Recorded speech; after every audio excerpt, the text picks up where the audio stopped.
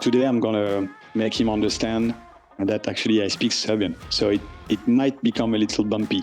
What you're going to do is I want you to drop your napkin on the floor and look under the table. And you check those guys in front of us, if they have guns on their knees and if they're all loaded or not. Go under the table to grab my napkin, and I look under the table, and all the guys except the head of the services and the interpreter, all the guys on both sides with guns on their knees. And I was like, shit. Welcome to Combat Story. I'm Ryan Fugit, and I served Warzone tours as an Army attack helicopter pilot and CIA officer over a 15-year career. I'm fascinated by the experiences of the elite in combat. On this show, I interview some of the best to understand what combat felt like on their front lines. This is Combat Story. Today we have a second round Combat Story with Jack Beaumont, where we pick up with Jack being forced to walk away from flying jets after wrecking his back in a hard landing or a crash. His back was too injured to handle the G's and an ejection from the aircraft anymore, making him a liability to his fellow fighter pilots. He found his way over to fly planes in the French COS, or Special Operations Command, in some amazing circumstances, to include evading radar and landing to unimproved runways at night in bad weather. It is incredibly amazing piloting. Followed by a transition into the very secretive world of the French External Security Service, or DGSE, which is the French version of the CIA and an incredibly capable service in their own right. In this episode, Jack shares some of the challenging experiences in the cockpit and in the shadowy world of the intel community, including the unthinkable moment of losing a human source and his family. This tragic story forms the basis of the book that Jack wrote, The Frenchman, which was picked up for TV by the people who delivered True Detective, The Night Manager, and A Most Wanted Man. His next book, Dark Arena, comes out in February of 2024. Please enjoy this very insightful combat story that goes deep into the experiences of a French special operator and intelligence professional with Jack Beaumont. We're back for round two. We left off. You have just crashed you had a hard landing. Now I understand it's a hard landing in your Mirage. Probably for the first time in your life, you have to stop doing something against your own will, is my guess. But you find something interesting to jump into, which is the Special Forces community. Just because we haven't had anybody on the show from the French side, Jack, could you share just a little bit about how SOCOM operates within the larger French military, just for the American audience to understand? So you have the in the COS, so the COS, which is the Commandment for Special Operations, equivalent of SOCOM. You have some units from the Army, some units from the Navy, and some units from the Air Force. And all those units are under the command of the Special Forces Command, but those people are paid, let's say, still by their original arm. And of course, Marines. Okay. Mm-hmm. So you've got what we call the Premier PMA, first RPME, so Marines based in Bayonne, which is the COS. You have the 13e RDP, 13 RDP Dragon parachuters, which are in the east of France, which is the Army. You have the CPA-10, parachuters commando of the Air Force number 10. Then you have Navy commando, so Navy SEALs, with one called Hubert and the other one called Penfentenio, and usually based either in Toulon in the south or in Brittany. And then you have a unit for pilots flying all those guys if necessary, which is based out of Villacoublay. So you have some fixed wings and helicopters as well. And some other helicopters are based in the southwest of France as well for special forces. Yeah. So that's how it works, basically. And so all those guys are working all together, even if they come from different armed forces. But each of them have their specialty. Like, for example, what the Navy SEALs are doing is different than the Dragon parachuters can be specialized in high altitude mountains, for example. And of course, you have the GIGN, which is the Gendarmerie Nationale Intervention Group, which is a part of the COS as well. Yeah. Within that, I mean, you're going from a very elite group of pilots to what I think a lot of people would argue is a very elite force as well with the COS. Did it feel like you were moving from one elite unit to another? Did it feel like you were taking a step down? I just have to imagine going through all of the pipeline to be a dogfighter. Now you're no longer in that capacity, but you're with the SEALs and the elite. How did the transition feel to you? It was, I mean, clearly I was moving and flying for those guys, but I was only half a part of it. Like for SEALs, for example, or parachuters, even if I had the basic training, I was not in their units. I was not a part of their units. I was, yeah, but he's the pilot. He's the guy flying. Yes, yeah, okay, he did the training. Yes, okay, he's working for the COS, but he's the pilot. He's not in the unit. He doesn't have the red beret, or he doesn't have the the green beret, all this kind of stuff.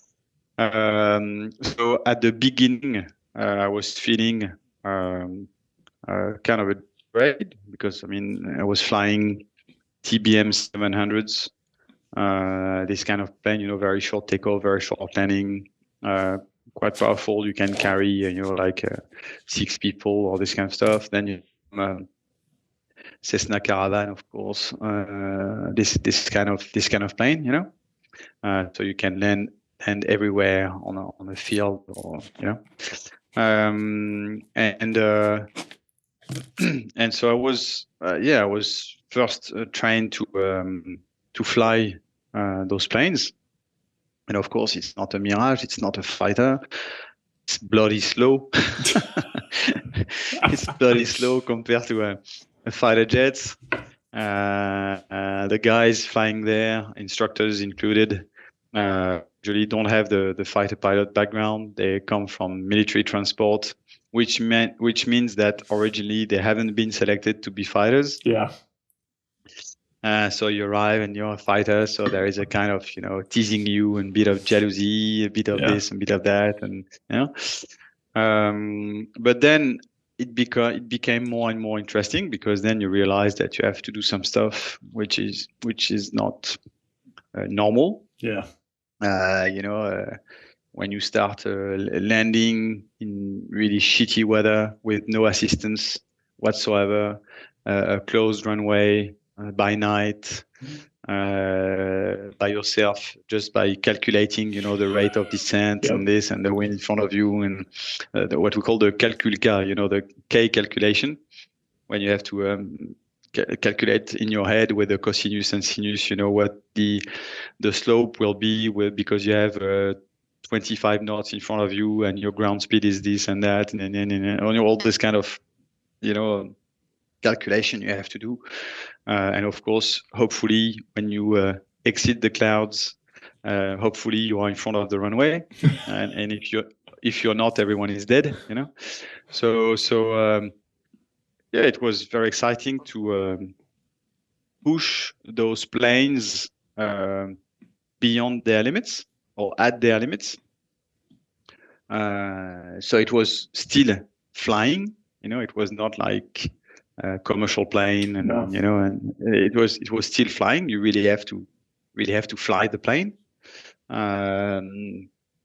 For example, when you do when you have to drop some guys quickly somewhere, and you have a commercial flight plan to fly over this country, and the scope for a ground controller for a big region, the whole scope will be done in 20 seconds. Okay, so lots of things can happen during 20 seconds. So you're flying at a certain altitude, and you can see, on the AFF, you remember, you can see the little light flashing, which is the moment when the radar is, sweeping is coming you, on your, sweeping you, and so you're flying in your middle of the flight plan by night, okay, not too high. So let's say 150, flight level 150, something like that. So you don't have any pressure, too much pressure problem or this kind of stuff. And you wait for the little flash on the AFF. Then you cut the Charlie mode, full idle. You switch off all the lights of the plane, and then you dive. You go on the back, and then you dive. You dive vertically with all idle after air brakes out, and you dive. And so everyone behind, is holding it, all holding themselves, and you dive like this. And of course, after 20 seconds, the ground controller will go like, "Oh shit, I've lost his Charlie mode," but he can still see you, but he's lost the Charlie mode. So he goes like, "Oh, okay." So he waits for 20 more seconds to see if he just missed it or if something happened. Meanwhile, you continue to dive. And then you have the guys on the ground with the infrared strobes, which you can only see with the night vision goggles. And so they are usually showing you where the beginning of the runway is. So two guys at the entry where you have to land the plane. And then another one, usually 300 meters on the left side with another strobe, which is showing you the axis of the runway. And you have to land on the right side of him. And so you do this, you touch the ground, you continue to taxi very slowly. The guys are bailing out, closing the door, full power. You climb back up. Meanwhile, the ground control says, sorry, with your identification, I've lost your Charlie mode. And I say, that's weird. I'm still steady, flight level 100. Let me check my fuse, and everything. So and meanwhile, you go back up. And then after maybe 3 or 4, let's say minutes, you back flight level 100. And then you switch on the Charlie mode again. And the ground controller says, I've got you back. I say, sorry, it was one of the fuse, one of the breakers popped out, and it took me a bit of time to find it, but all good. And you continue your flight. Charlie mode being the altitude, so he can't see that you're dropping, right? Yeah. But exactly. he can see that you're kind of not moving. Not as fast, but it's not you on purpose put a flight plan where you're not too fast. Yeah. So for someone like you who's coming out of the Mirage pipeline, this maneuver is probably like, this is so slow. But I got to imagine most people doing this are coming from trucks and helicopters and whatnot, and are probably like, oh my gosh, this is a crazy maneuver. Yeah. Well, I don't know. Yeah, maybe. But it's just an example, but it was this kind of stuff. Yeah. Sometimes it was really flying really, really low by night, all the lights off, no flight plan at all. No terrain radar? No. Wow. So no, it was good fun. It was really good fun. And then so I was carrying some guys a bit of everywhere. It could be the GIGN. They have to grab a terrorist from Corsica who is in jail in Corsica, but the trial is in Paris. So they have to go and pick him up in Corsica and take him to Paris. But of course, the other guys of the Corsican, terrorists, let's say, this kind of guy, they don't want him to talk at the trial, so they are ready to shoot the plane, for him not to talk at the trial or give any names or this kind of stuff. and so you end up, even in France, having the GIGN, with the baklavas on and yourself, no name, no nothing, the baklava when you fly. And when you take off from Corsica, you have to stay really, really low, to the ocean, so that if there is someone at the end of the runway with a little ground to air something, you don't enter the range of the range of the missile because you're too low. So this kind of stuff. And then suddenly I started to fly some guys. So I had some guys, in military suits, this kind of stuff, like SEALs or Army, the 13 RDP or 1st RPMA. And then suddenly I started to have some guys in jeans, sneakers, pretty relaxed, unshaved, long hair and stuff. And I was like, okay. And you never know. You never know who you're transporting. And so, of course, 1 time, 2 times, 3 times. And then they became kind of mates. Isham was saying hello. And usually they were asking. So they were, my boss in the squad say, you have this flight tomorrow. They're asking for you. Yeah. Okay, that's good. And then I had this old man. I knew he was a general, but at that time for me he was old, ancient. Yeah, he must have been maybe 60, something like that. But at that time for me he was old. Yeah, gray hair, small guy like this, and actually he was the one in charge of the hunt of the Serbian war criminals in the Balkans. And so I transported him a few times, and then we chatted. And there is one particular time where it was very important for him to land in Sarajevo, and it was horrible weather, snow, runway was closed, control tower was closed, etc., etc. And he said, "You have to make it. It's so important. You have to make it. I can't miss the meeting." So we did manage to land, and from that day on, he was always asking for me to be the pilot. And so I did this. Every week I was in the Balkans, in Serbia, Montenegro, in Tirana, in Albania, in Podgorica, in Sarajevo, in Belgrade, and all those places. At some point, I met my wife at that time. So I met my wife when I was about to stop flying jets. So I was flying jets, but it was the end of it. And I decided to go and buy a little handbag for her in a shop. And so we were with all the guys, the convoy of cars and everything, and guns. I said, guys, you just give me 10 minutes, 5 minutes. I'm just gonna buy this, handbag for her. Blah, blah, blah. So I go in the handbag shop, and I'm there, looking at a few handbags. Of course, I'm not specialized and I'm not an expert in handbags. So I'm like, well, this one will make it. And then I'm here, standing there with my handbag in my hands, and you have this rain of mortar. Around in the street, you're like everywhere. So the shop screen, windscreen, everything explodes, And I had those guys from the company grabbing me like this, and grabbing me out and throwing me in the car. And the convoy starts, and we drive fast away. And then I realized that I have this handbag in my hands that I didn't pay for, So I'm like, I didn't pay for the handbag, and they were like, yeah, fuck the handbag, we don't give a shit about your handbag.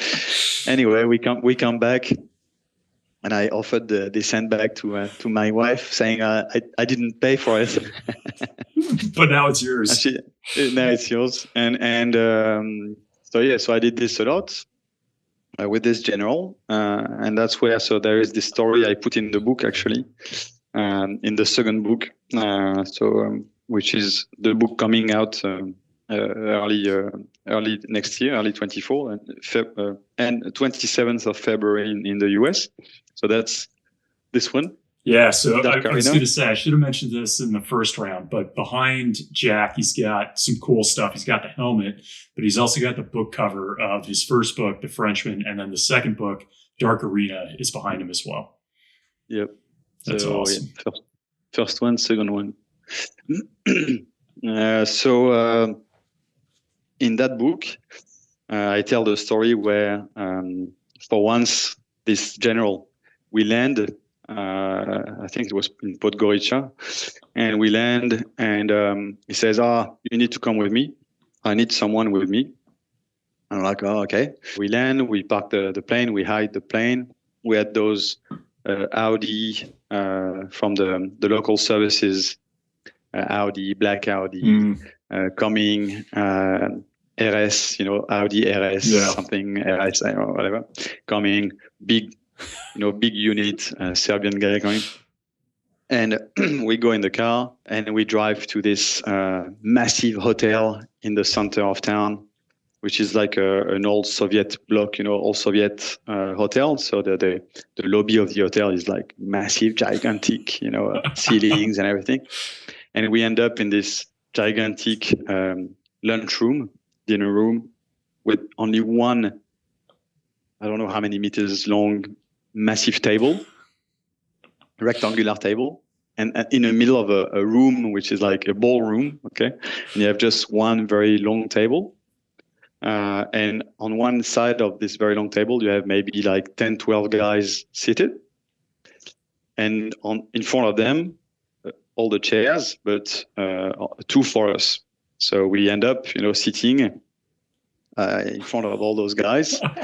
And the general looks at me before sitting, and he says, look, it might become a little bit touchy here and a bit hot because actually this guy is the head of the local services, and for the last 3 years I've been negotiating with him the location of some Serbian war criminals and the names and under which names they are hiding now, and we use interpreter.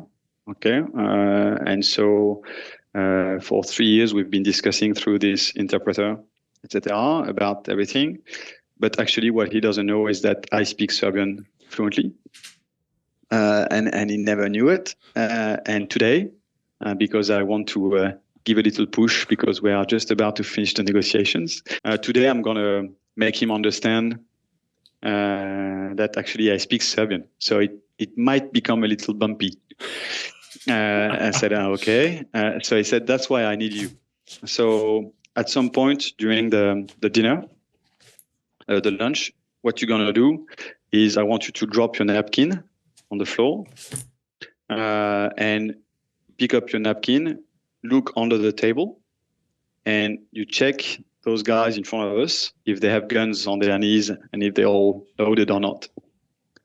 And then when you sit back up, if they have guns on their knees and everything, you put the napkin on the table. If they don't, if everything's fine, you put the napkin back on your knees. I said, okay. So we're having lunch. The interpreter is translating French and Serbian, etc. And then suddenly he looks at me. So I drop my napkin, go under the table to grab my napkin, and I look under the table, and all the guys except the head of the services and the interpreter, all the guys on both sides with guns on their, guns on their knees. And I was like, shit. So I put myself back up, and then I put the napkin on the table, and I can see him. So he looks at my napkin like this, and he goes like, okay. And then he starts talking speaking in Serbian. And the head of the services in front of us was like talking to the translator, and then he just turns like this and look at him and understands that he's been screwed for the last 3 years, and that this general understood everything. And then he looks at me and goes like, okay, it had the little effect that I hoped. Now we have 2 minutes to walk away. The time he realizes. So we just stood up, walked out. Then you had the driver waiting in front of his Audi something. So he spoke in Serbian to the guy saying, take us back to the plane. So we started driving in the street. And when we arrived at the plane, he said, start the engine now. So in the plane, I started without doing any checklist, nothing, just starting the engine. and we could see all the cars arriving, to stop us from taking off. And I went like, and I took off, I guess, on the taxiway. I mean, the first thing I found in front of me. And then we landed in Mostar. We went in Mostar and landed in Mostar. And then he offered me a whiskey. Yeah. So it was fun. It was good memories, good missions, and so those guys, not him, but some of the guys I was carrying around. in jeans and sneakers and everything. Some of them, actually, I realized after that they were DGSE. So French CIA, the French company, so external secret service, not internal.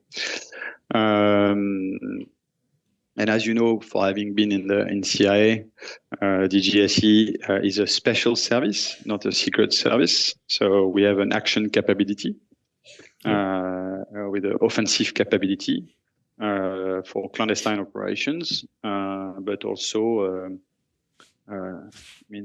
retortions or hard stuff. Which is not the case of, like, for example, the BND or, as you know, or some other services. They don't have. They are secret service. They are not special services.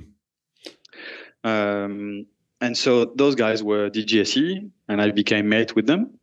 Just a quick word from our sponsor, NordVPN, and we'll get right back to this combat story.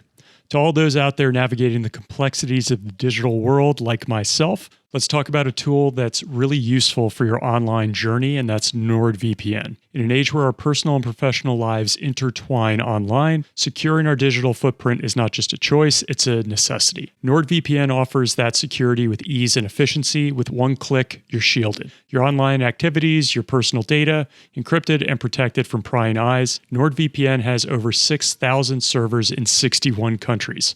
Whether it's for work or leisure, you can access a world of content without boundaries, all while maintaining privacy and security.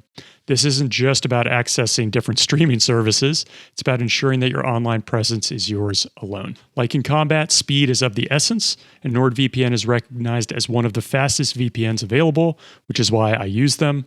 No more frustrations with slow connections or buffering interruptions when you're trying to close a business deal or listening to a great show like Combat Story. In public places like cafes or airports, NordVPN turns vulnerable public Wi-Fi into a secure connection. I use this regularly while traveling to Europe recently, using my VPN to check my bank account and make expensive purchases to keep my money safe while I was on public Wi-Fi. So, take control of your online world. Get exclusive NordVPN deals here at nordvpn.com/combatstory. It's risk-free with Nord's 30-day money-back guarantee. The link is in the episode description. And now, back to this combat story. Can I ask something real quick, Jack? Oh, just sure. real quick. Yeah. In France, what is the reputation of DGSE as you're growing up?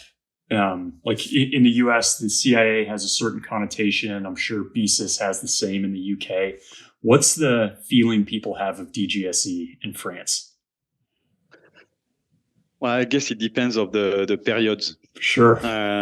Because everyone still talk about the Rainbow Warrior in New Zealand. Yeah. You want to share what that is? A lot of people won't know that. I'm very familiar with it, but I think a lot of people won't know. The Rainbow Warrior was the boat owned by Greenpeace, which was in the harbor in Auckland in New Zealand.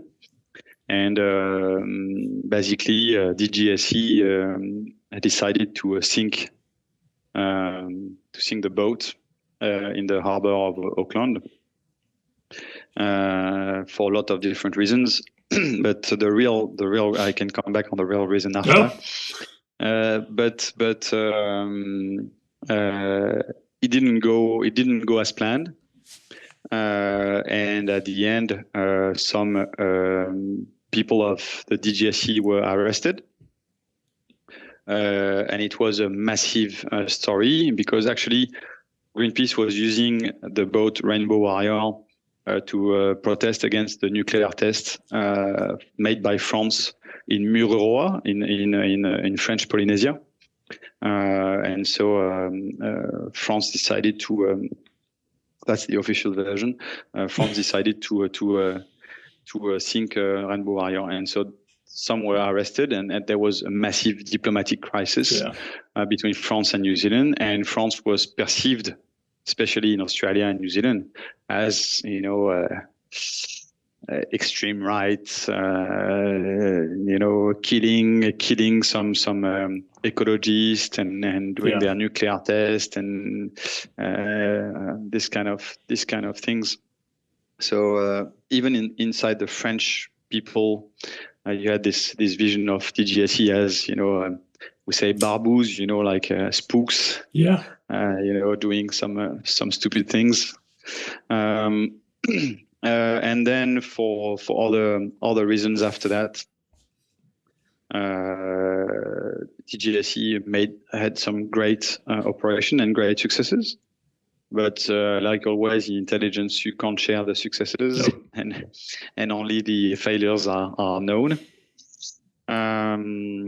But the French people, I guess, they have a good perception, I think, of the DGSE. Some of them, of course, love to consider that there is no point having a secret service, external secret service, or external secret service, because, as you know, everyone is nice, and we're all friends in this world. That's right. So we're all friends, and we all love each other. Yeah. So you don't need a special service to defend yourself. So a lot of people don't see the point. Then you had some presidents who, one after the other, actually tried to destroy DGSE because they were scared that it would be a counter power inside the country by a service knowing too much and not serving one man but serving the state, serving the country, and so capable of knowing more than the president. So that's usually the first thing they do when they are elected. One of the first things they do is to go to the DGSE and check the files on them. But before the election, DGSE is changing all the files under all the names. I love it. I should say, just for the Americans listening who they know, people who listen to this know a lot about the military, but we're so close with France. The same thing, not just militarily, but the capabilities of DGSE are phenomenal. Like what they bring to the table with the human side, the SIGINT side, you mentioned some of the offensive capabilities.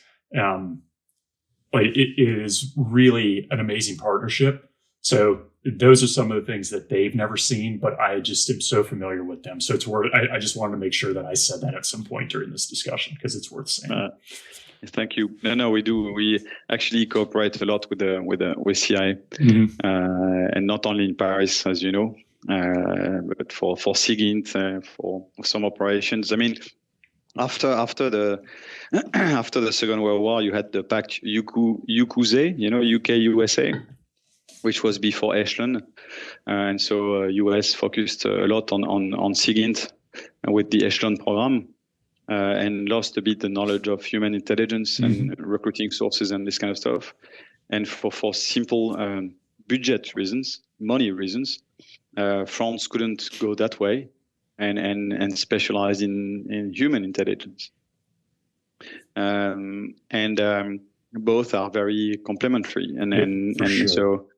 So when you start really working together, it's really, really efficient. Yeah, really efficient. Yeah.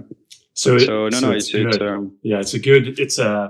a lot of pride, I guess, going into DGSE. It's not something that you want. Yeah. I mean, it was.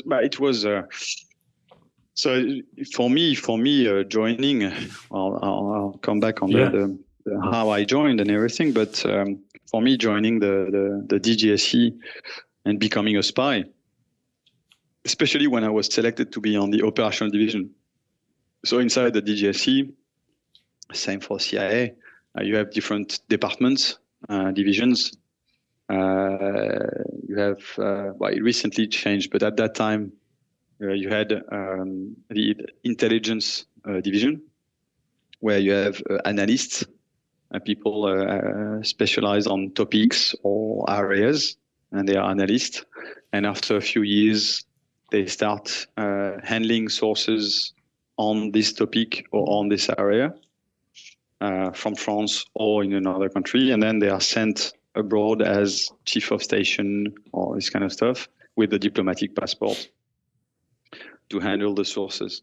Then you have the administrative directorate, which is managing all the special funds, salaries, retribution for sources, all this kind of stuff.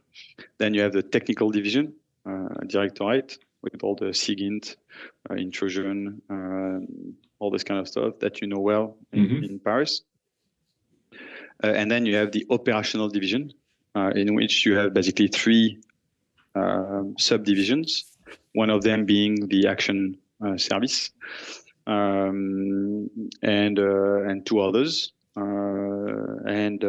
which are, this operational division is in charge of all the clandestine, illegal, illicit actions on the false identities, but not on the diplomatic passport. And that's where I was, and I joined like everyone else as an officer. I joined to be in the intelligence division, so analyst first, etc. And then on the basic training, the operational division has an eye on the basic training, and sometimes they do some cherry picking. You don't know it, you don't see anything until you receive an internal phone call asking you if you want to do the test to join the operational division. And so that's what happened to me. But I can come back to this after. Yeah, so because I do have questions on that. Let's go back to why you joined that. So I was flying this general. I was flying the guys of the services, and the more I was flying them, the more they were, the more I was involved, the more they were involving me in what they were doing. So landing, putting the plane somewhere, going with them, doing some stuff, etc. It was very exciting, interesting. Sorry, Jack, just real quick. Was that as interesting to you as being in the cockpit as a solo pilot flying a Mirage? It's different. It's like, can you compare a Formula One pilot to a rally pilot, WRC pilot? Yeah, I like that. All right, cool. Yeah, so it's a different job, a different job. So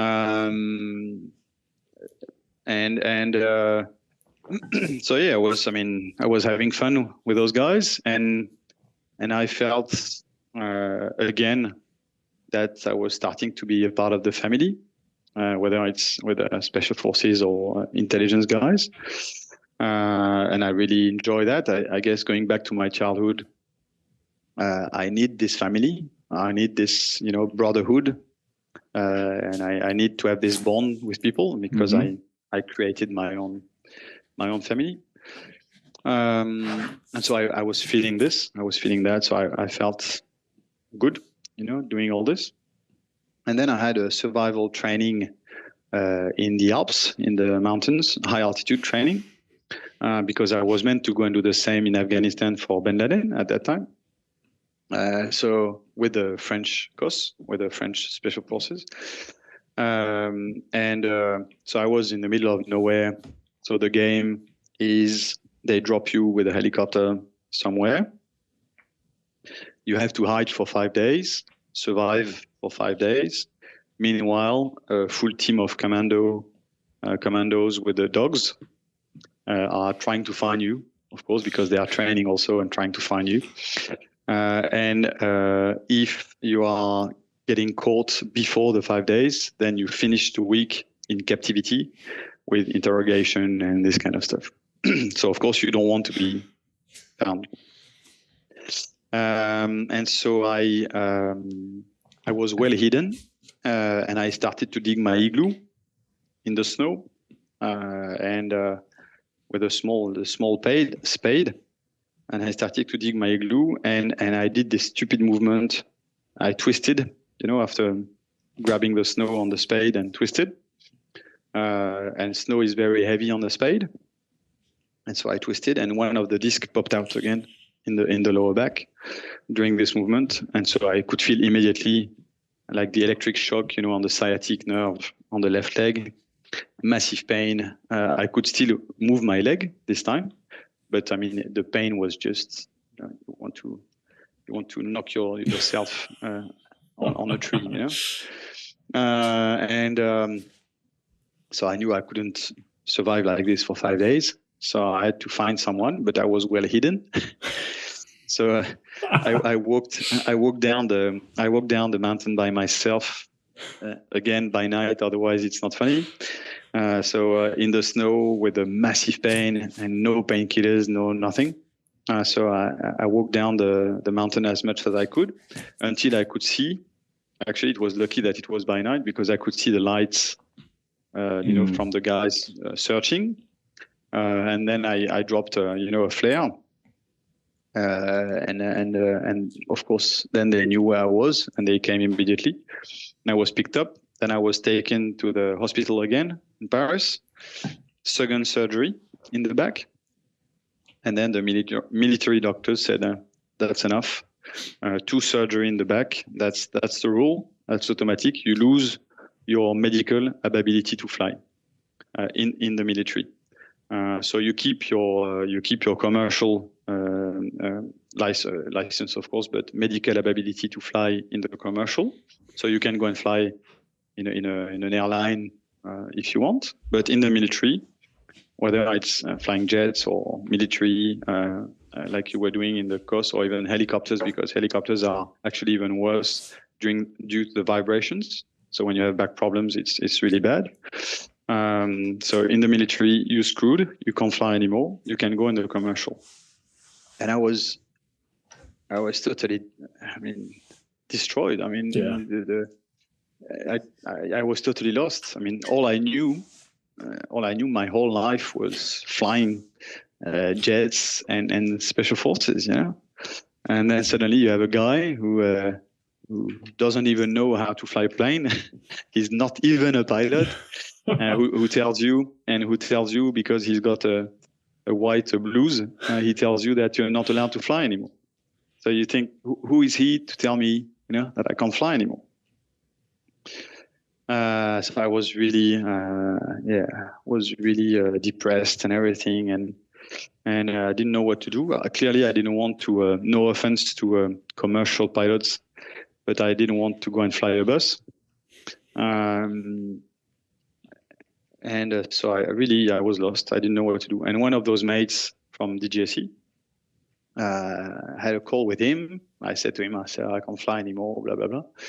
And he said, well, let's catch up for lunch.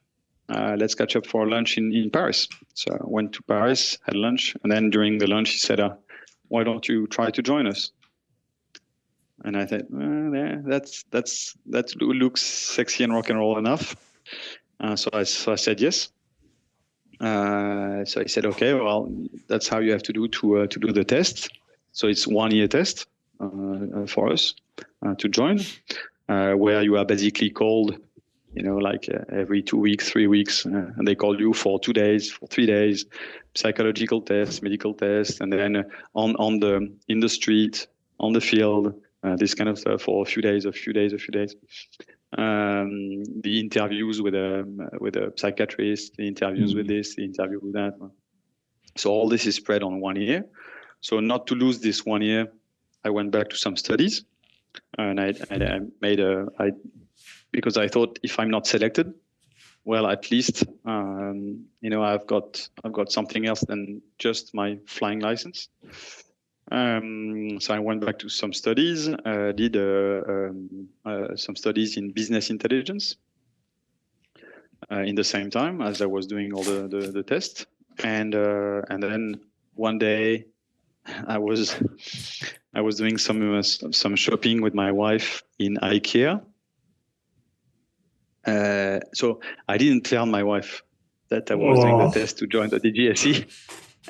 Dang. No, I didn't tell her because I thought if I'm not selected, no point, stressing her out for 1 year for nothing. Mm-hmm. Yeah. So I didn't say anything. Yeah. So I've got a call from the general. And I'm on the top of my ladder trying to grab something from IKEA, And so he calls me and he says, well, you're going to receive a phone call in the minute coming from an unknown caller. I suggest very strongly that you pick up the phone. It's related to what you've been applying for. I said, okay. So I'm on the top of my ladder, and my wife's like, well, what? No, I said, no, nothing. So she's like, 2 meters down, and Phone rings, unknown caller. Pick up the phone. Said, yeah, are you? I said, yes. Did you do the test to join something? Yes. Well, we are expecting, you've been selected, and we are expecting you at this address on that day at 8:00 a.m. Don't be late. Clunk. Hang up the phone. So I hang up the phone. I was like thrilled. I was so happy. And so I walked down the ladder, and I'm like all excited, and my wife's like, what's happening? What's happening? And I look at her and I goes like, well, looks like I'm going to become a spy. She's like, what do you mean? And she said, what? And I said, well, actually, I didn't tell you, but for the last year, I did some selection test to join the DGSE. And I just had a phone call saying that I was selected. Was she as happy as you were? No. Not quite. No. She was like, why are you doing these things? Why? You just went back to some studies, and the idea was to have, a new MBA, blah, blah, blah, which would allow you to find a job in the private. You did what you had to do in the military. Why are you going, why are you going that way? Why are you doing this?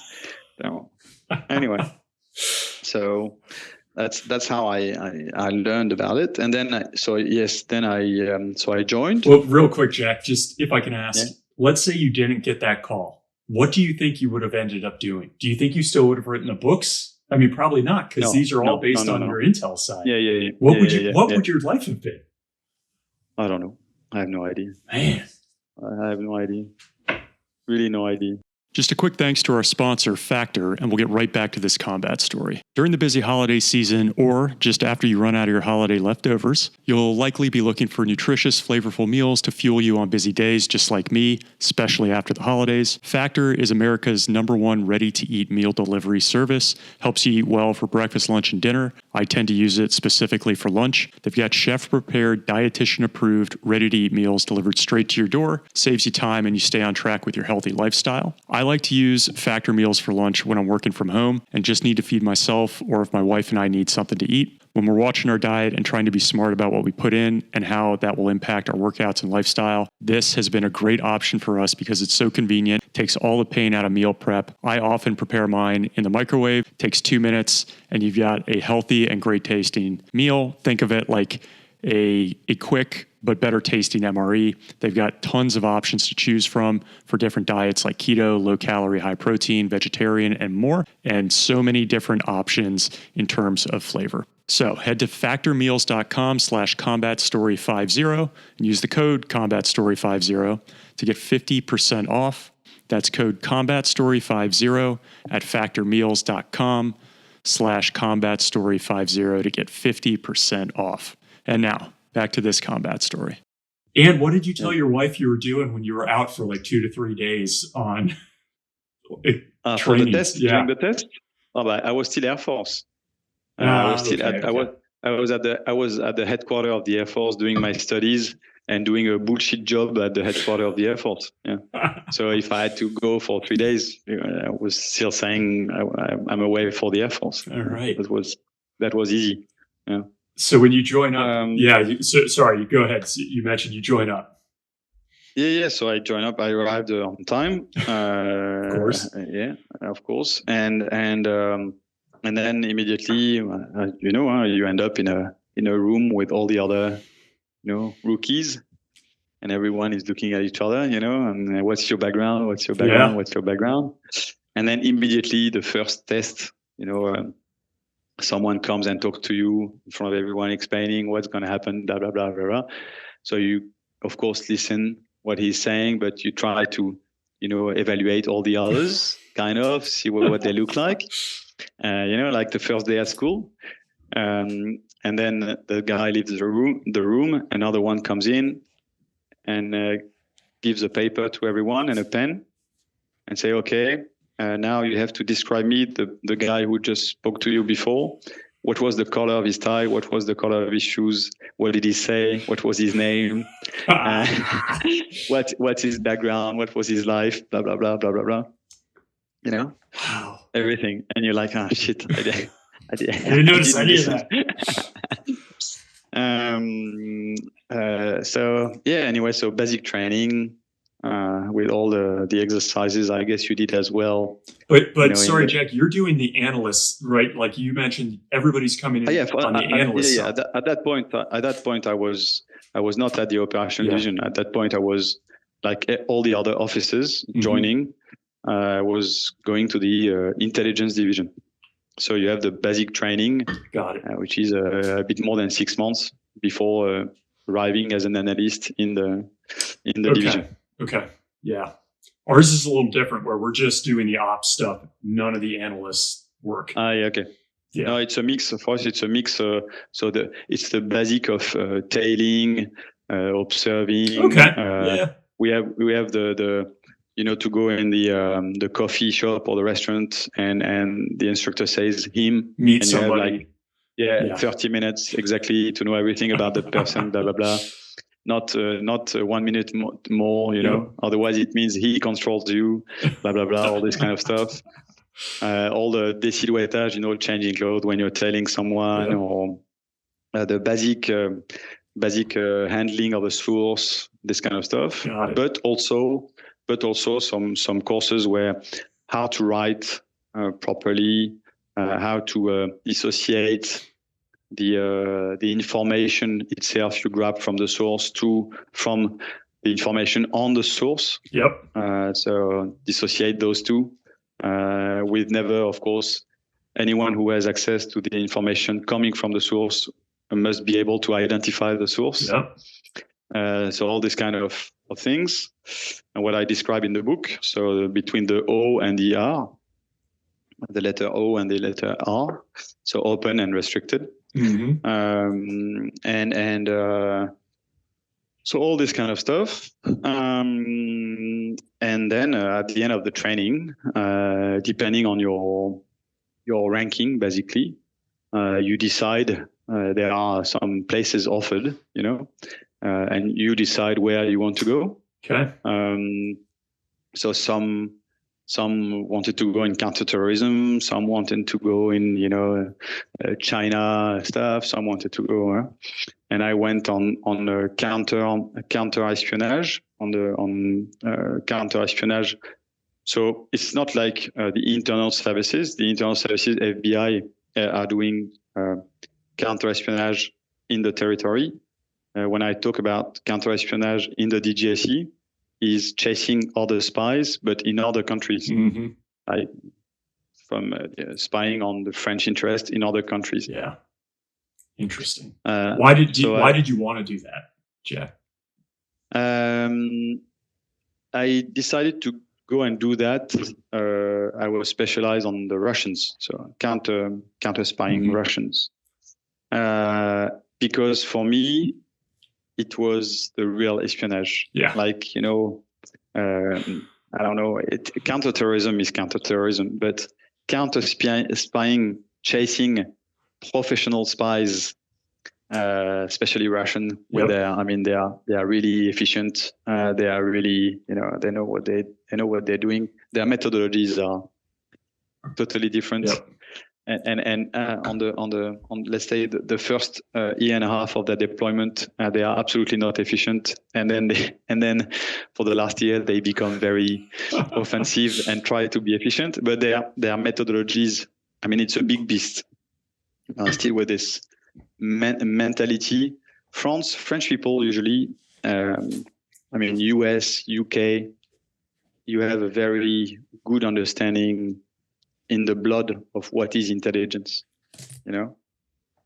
when for French people, intelligence, it's dirty, it's a bit dirty. It's, you don't do this, diplomacy is the best, we're French people, we are really good diplomats. That's what we do, you don't need murky, people doing some murky stuff. That's dodgy is not good. Diplomacy, the ambassador talking well, that's what is important. So we don't have the same understanding of intelligence in the French culture. Intelligence, it means dodgy, dangerous, tricky, and people doing some borderline stuff, illegal Yeah, stuff. definitely dodgy is a good way to say it. Yeah, Sketchy. yeah. Mm-hmm. Yeah, exactly. And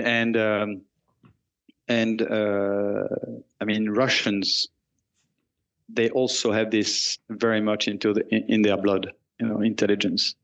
I mean, of course, KGB and so. I mean, I thought it was the best learning curve and the most kind of emblematic, and the most historically representative of what espionage is. Yep. To work against those guys. And if you know how to track, and if you can manage, and if you are able to find a Russian clandestine spy in another country, then tracking a terrorist. You can do anything. You can do anything. So I started to do this, and it was very interesting.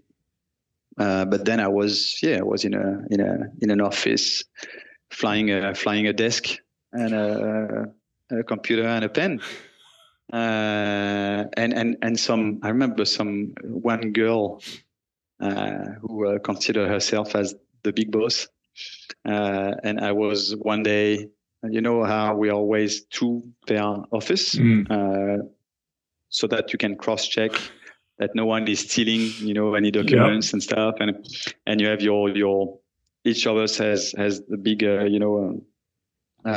safe behind where you put all your files, and if you leave the office you have to close the safe first and tell the other guy where you're going and blah blah blah blah, blah. And so we were, of course, having a little break and chatting, and he was asking me about fighter jets because his background was very political science, so he was asking me about flying fighter jets and everything. And so I was talking to him about it. And she came into the office and she said, hey, Maverick. Hey, Maverick, maybe it's time stop chatting and start to write some reports. Oh. And I was like, what the fuck am I doing here? And after being a single-seater dogfight, special forces, the hunt of the Serbian war criminals, and blah blah blah. And you have this young girl who did some nice universities in Paris, giving you the shits. And then one day, very quickly, actually, like 4 weeks after, I started in this department. I had an internal phone call. And when you call people internally, you always have their name on the phone, so you see which department and what's their name. Except for the people of the operational division, it's only the pseudo, pseudo, and all the bullshit name. The pseudo, being a fake name that you use in the office. And it's just written DO, so operational division. And so I was working, and then I see this phone call with a name and DO. I'm like, okay, hello. Are you interested in doing the test to join the DO? You're like, can I come over right now? I said, yeah. Okay, so come and see me. I'm in this office in this building. And I said, what do I tell? Talking about the guy in front of me in my office, because you always have to say where you're going. I said, well, what do I say?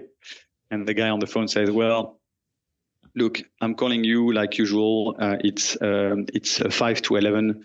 And at 11 every morning, you go and smoke a cigarette downstairs in front of your office. So I guess you can tell him that like every morning you go out for a cigarette.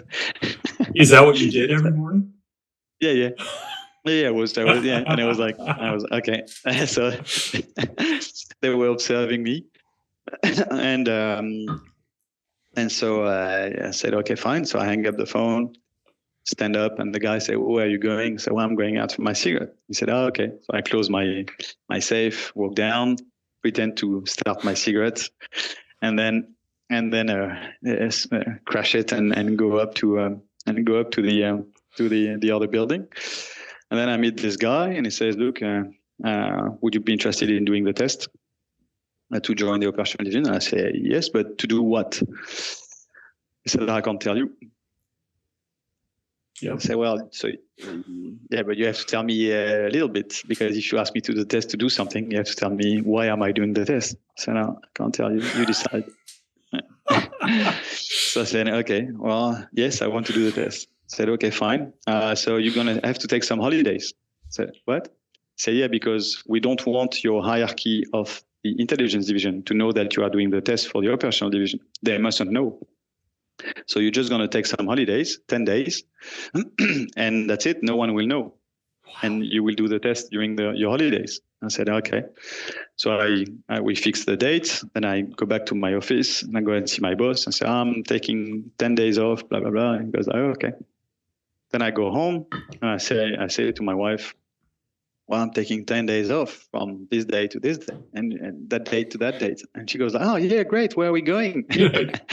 I say, well, for you, I don't know, I guess here. And for me, I don't know either. But yeah.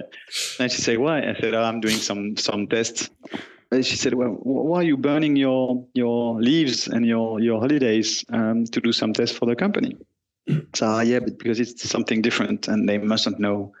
My actual bosses mustn't know that I'm doing the test for the rest. And then she said, well, this time tell me, what is it for?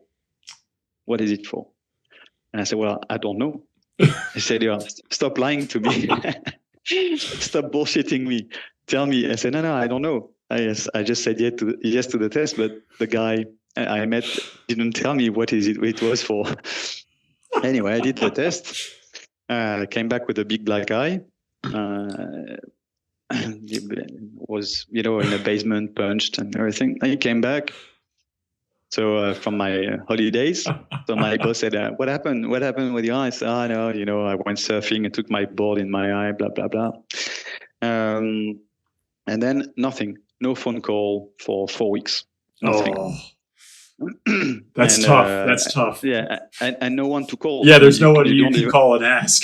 No, so you can't do anything. And then suddenly after 4 weeks, I had a call, same guy.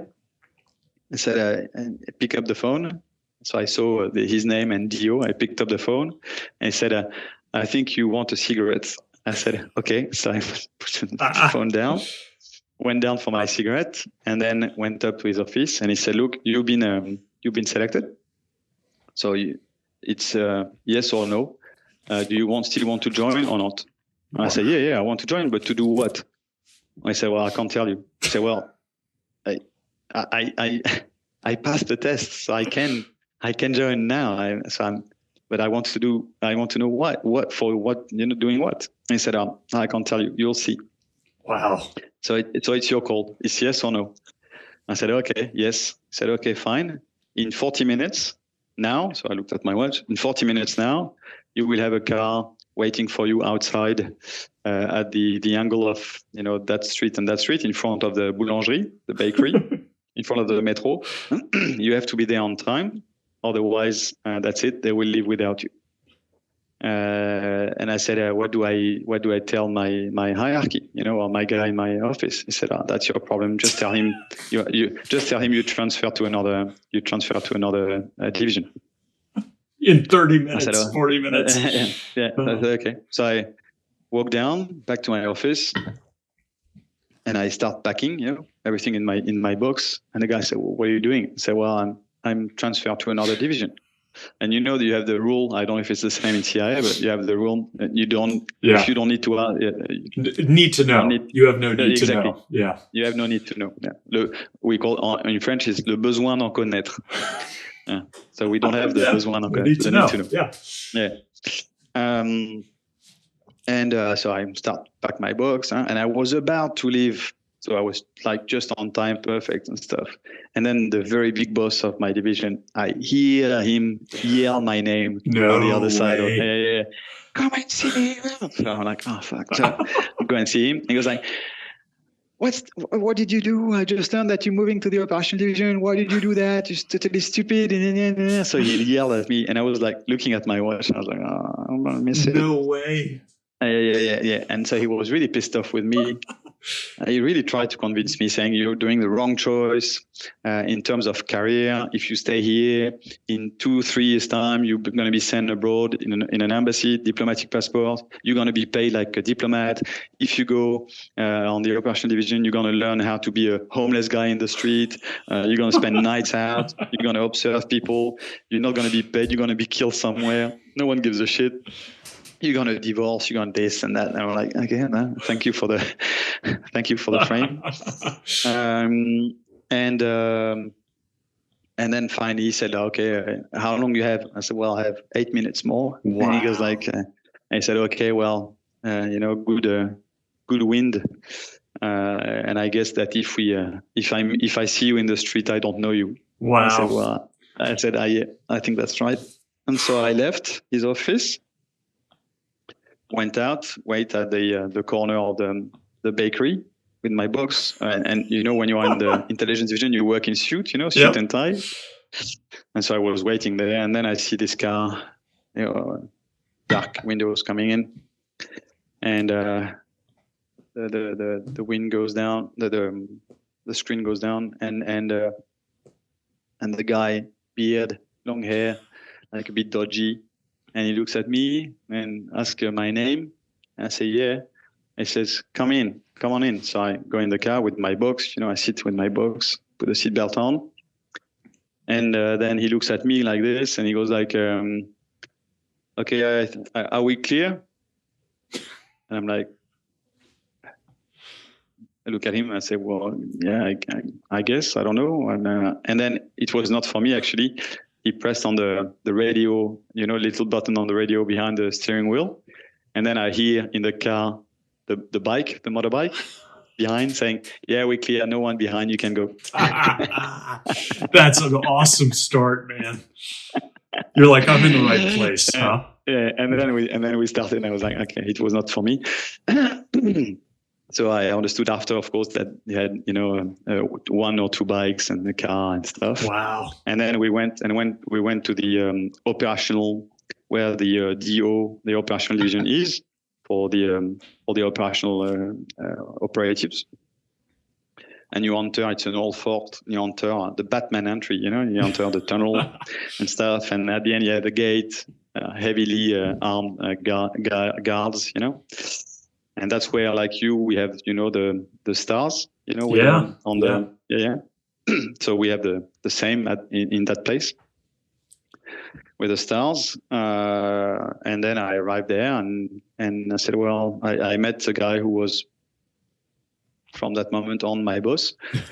And I said, can you just tell me what is it and what am I going to do? And then he told me, he said, well, we are, this unit is specialized in illegal clandestine activity. And you're going to be on the false identity doing some illegal clandestine stuff, including recruitment of human sources, all the black part of the intelligence, black and gray, where we mustn't leave any traces, etc. You're going to train for that, and that's what you're going to do. That's awesome. Now, I think I know you can't talk about a lot of this, so I don't want to push you at all. One of the stories, obviously, without giving away the book, The Frenchman starts out with a really tough story. Is there any truth to that? And if you can't answer, don't worry, we'll edit this out. But that's like the worst nightmare of an intel officer, is having somebody wrapped up, having a source wrapped up. Yeah, no, it's so the books, so The Frenchman and Dark Arena are presented as novels, because, as you know, and like you, I can't write, autobiographies, and the purpose is actually was never been for me to reveal any high state secrets, for one simple reason, is that doing so, people who do so put in danger those who are still on the field, because you never really know, all the pieces of the puzzle. You're right. And so revealing stuff, you don't really master where it's going and who could be impacted on that. And I still have my mates in the company, and they're still in the field. So the last thing I want to do is to put them in any danger. So it's a novel. What I write is a novel, and what I really wanted to address is the fact that we are married with kids, and to show the psychological toll on the operative and the toll on the marriage, on the wedding as well. Yeah. But for that specific story, as I told you at the beginning, I wrote this book, The Frenchman, because of the PTSD and because a very cathartic process. I wanted to put it out, expel it, and put it on the paper. And this beginning was what was keeping me awake at night. I mean, it was my worst, I guess, nightmare / memory.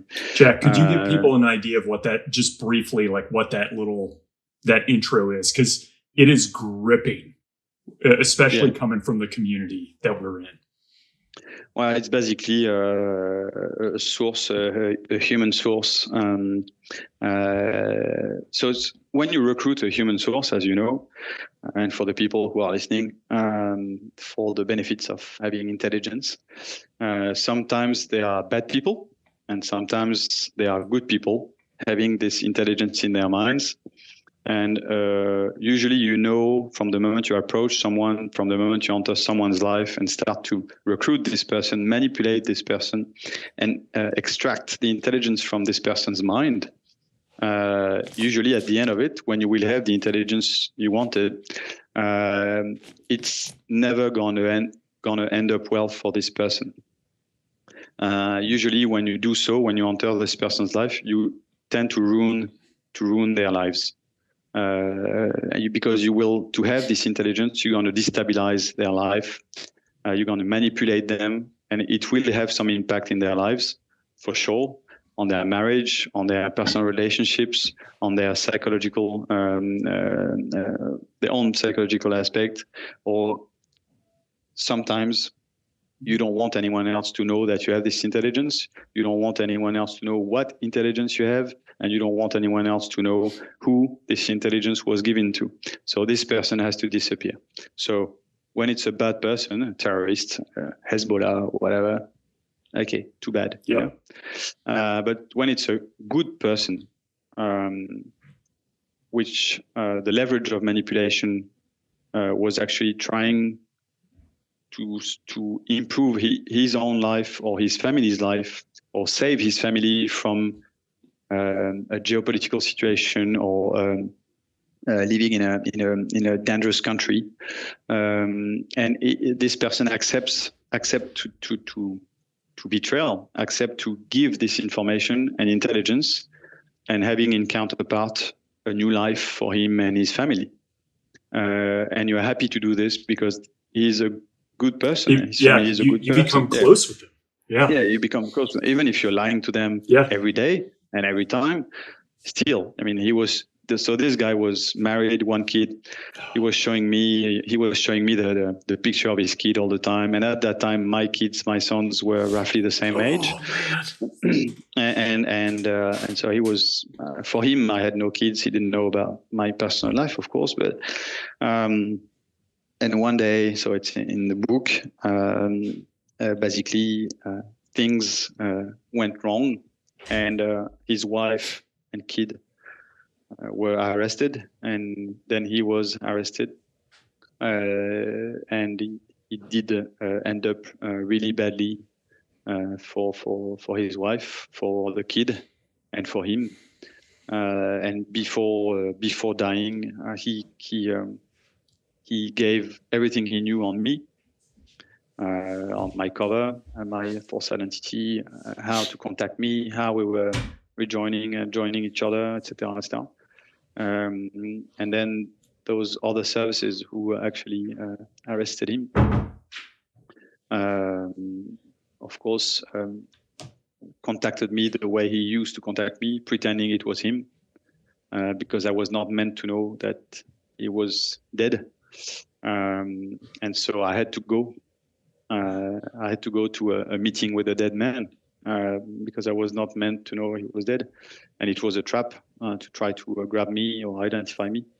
But I couldn't not go, because if I was not going, then it would have meant that we had someone on the other side, and we would have burned the source on the other side. So I had to go. You knowingly are going into a trap. Yeah.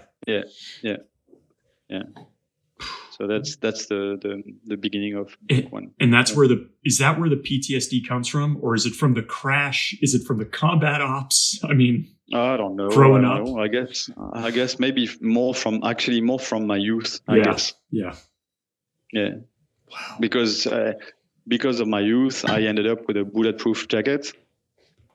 And so what I've been going through as a fighter pilot or special forces pilot or intelligence, I already had the bulletproof jacket. So it didn't impact me so much as when I was a kid. I was very, unprotected and fragile and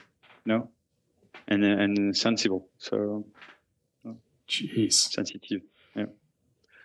So that's a tough. As I was reading that, I was like, this sounds so real, and the worst nightmare for any intel officer to go through. And I could see that weighing on you for years as a result. No, so the book, the Frenchman is basically based on a few anecdotes, experiences, and then of course it's a novel. Yeah. Yep. Let's say it's a novel. So it's a novel, but the main plot is really close to some real stories. Of course, the methodologies, we were discussing this the other day, methodologies are very real. Everything which were a bit tricky and I was not sure I could really write about it, not to put anyone in danger. First, I made sure that it was already out there, already in open sources, in some guys who wrote some books, former CIA guys or etc., giving away some methodologies, former DGSE guys. Because you have a lot of guys who are leaving the services and they are unhappy, they've been badly treated, and they want kind of revenge and be recognized the way they haven't been recognized so far. So they leave the services and they decide to write a book and saying, I did this and I did that and I did this and I did that. And they reveal what they shouldn't reveal, clearly. And it's a ego trip. And doing so, they put in danger guys who are still on the field. Yeah. And so it was clearly not the intent. Because, I was writing it really not thinking it was going to be published. Yeah. So, yeah. But the whole story is based on real. So at some point, I don't know if you've been there, if you read this part already, living in the country in the boot of the car, meeting someone I haven't gotten bad. No. Going to a dinner to a dinner with Dr. Evil. I can't wait. Yeah. So I met the guy. I really met him, and he was evil. Evil. Really evil. I asked him. I was trying to create the empathy, how you are meant to do it. And of course, I was undercover and it was someone else. I was just a consultant and whatever. And I said, and do you have, I knew the answer for sure, but I said, do you have a wife, kids, something? And the answer was, no, with what I intend to do of the world, I prefer not to have kids. Wow.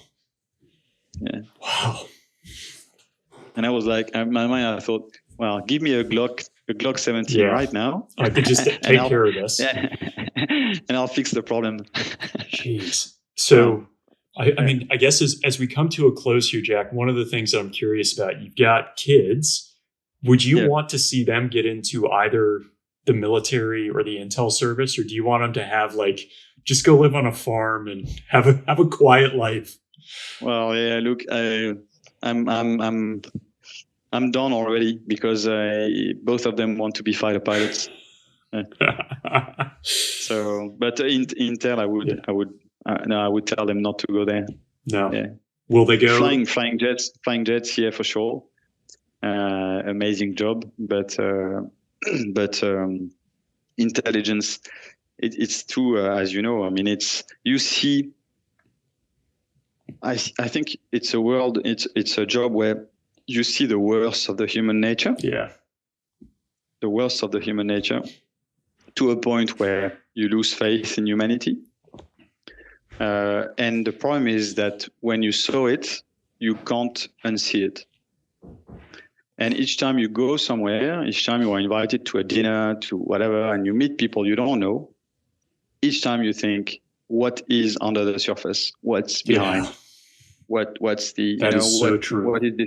What is this person thinking, and why? What his interests, talking to me? What does he want from me? And you end up isolating yourself, don't want to talk to the new people. You want to keep only your close friends, brothers, well. You don't want to trust anyone. You don't, and it does have an impact on your daily life. Mm-hmm. I'm working in Australia, here in Sydney. I'm working down to the beach with my wife, and she loves to talk to everyone. And I'm standing there, 3 meters behind, and don't talk. Huh? Yeah, it's a toll. It's a toll, and it's this yin and yang that we all have. We all have a part of light and a part of darkness, like everyone else. But I think that being in a special service, in a secret service, and doing this kind of stuff we did, actually really pushes you to develop this darkness. Yeah. Because you have to fight the devil by being a devil yourself. You can't fight the devil with a nice methodologies. You have to become, a devil yourself in a way, against those bad guys. And so at the end of the day, in your yin and yang, the darknesses are, developing so much that there is only a little tiny piece of white remaining. And if you don't realize it when it does happen and leave at that point, so that you can rebuild yourself and redevelop the light around, and push away the darknesses, then it disappears. And then you spend your life in the services and you end up divorced, alcoholic, or killing yourself. And that's very hard to identify this little moment where you are really on the edge. It's really hard to identify it, I think. What was it for you? How did you make the decision? Look, one morning, looking at myself in the mirror, I had to go and do some one hard stuff, and I knew the impact it would have on the person, and on his life, and his wife's life, and his kids' life, and everything. And I looked at myself in the mirror, and I thought, I'm a monster. Wow. I look in my eyes, and I could see in my eyes the darkness. I'm a Christian, but I'm not. I'm a big, let's say, fan of the Templar Knights. The Knights of the Temple. So monk soldiers. So Christians, and those guys believed into how you come on the planet to improve yourself as a soul and end up your life better than when you started, on the spiritual aspect. And we are all soul incorporated in bodies, and you have the life before birth and life after death. And this is just an envelope, a coat that you put on the hanger at the end of the day. So that's why I'm not scared of dying. I'm just trying to improve myself. But with intelligence, I felt that confronting those darknesses was a very hard, steep learning curve, which made me improve my soul. But then there was a tipping point where you might go the other way, where actually you dive into those darknesses and you can't come back, and you just go backwards, basically.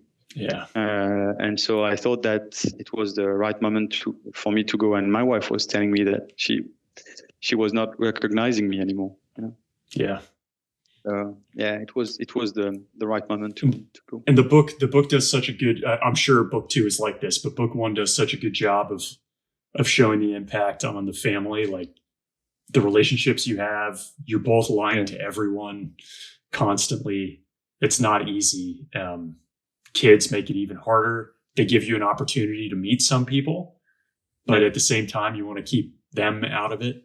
It's not an easy life. The book does such a great job, and it's got all it's cool because it's real. A lot of it's real. Like, it's got all the action that you see in the movies. Having, I mean, I was having 5 different identities permanently all the time, on which I was turning. So each time I was burning one for one mission, it was dismantled in 24 hours, and another one was recreated. So I had 5 different IDs, and I was using those 5 IDs for 10 to 15 approach environments, recruitment, manipulation in the same time. Wow. And you end up coming back home, and your real you just becomes an additional 6th identity. Yeah. And you play the game of the father, and you play the game of the dad the same way a few hours before you were playing the game of consultant, consultant or whatever, and you are the only one to know your little secret garden inside your brain and who you really are, and that's I guess really hard when you start to lying. You realize that the only one you're not lying to is yourself, basically. Yeah, that's true. And that's pretty hard. I guess that's the worst aspect of intelligence. Yeah. Well, there's 2 questions I like to ask everybody at the end of our interviews, Jack. So one of them is, when you were flying, I know you wouldn't do this in the intel community, but when you were flying, was there anything that you had with you, like in your flight suit or nearby in your flight bag, that had sentimental value, a good luck charm, something that you just wanted nearby while you were flying? Yeah, I had a little, and I still have it in my flight suit. And I had a little medal of St. Michael. That's so common for military people. Yeah. There's a lot of folks who carry that. Yeah. That's cool. Where did you keep it in your flight suit? In my pocket, on my arm. Yeah. Okay. Cool. Yeah. And then I had a pack of cigarettes and condoms. No, I'm joking. Well, that should just come standard issue with a fighter pilot outfit. And then the other question I ask everybody is, looking back on your time, both military and the intel community, especially the hard landing, the very challenging, loss of a source. Looking back at that time, would you go back and do that again? Yeah, I think I would do it again. It made me who I am today, I guess. And I'm not proud of everything. Far from that. I did a lot of mistakes, and there would be a lot of things to improve. But you learn through mistakes. That's how you build something. If people who don't try anything have no failure. Yeah, that's true. Yeah. So yeah. Well, I greatly appreciate the time. So people can check out The Frenchman pretty soon. Dark Arena. Are you able to talk about these getting picked up? If not, we'll for shows. Yeah. Can you share some of that? Yes, for sure. So I sold the rights for The Frenchman. I sold the rights actually to the sons of John Le Carre. That's so cool. So they are the one who made Little Drummer Girl or The Night Manager, who made A Most Wanted Man or Unknown with Liam Neeson, etc. So I sold the rights to them to adapt The Frenchman into a TV series. Then the scriptwriter who is adapting the book and wrote for the moment the pilot episode is Nick Pizzolatto. Nick Pizzolatto is the creator and scriptwriter of True Detective with Matthew McConaughey and Woody Harrelson. And now we are discussing with a well-known actor who is very interested, and so we'll see where it goes. But Dark Arena. So the idea would be to make the Frenchman first season and then Dark Arena second season. I'm writing book 3 at the moment, which will be on cyber, Chinese cyber. So it's going to be interesting. Awesome. And the second one is actually very actual, but I didn't do it on purpose. I started writing it 2.5 years ago, and I started writing about the gas battle on the Mediterranean Sea between all the countries, and about the gas fields and oil and everything. And actually, it shows what happened behind the curtains to reach the situation between Russia and Ukraine.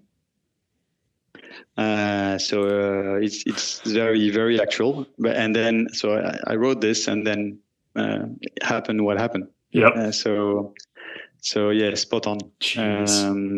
So it's gonna be interesting. Okay. Is the actor? I don't want to know the actor's name. Obviously, can't say. But are they French, or are they going to be American? I'm hoping they're French. American.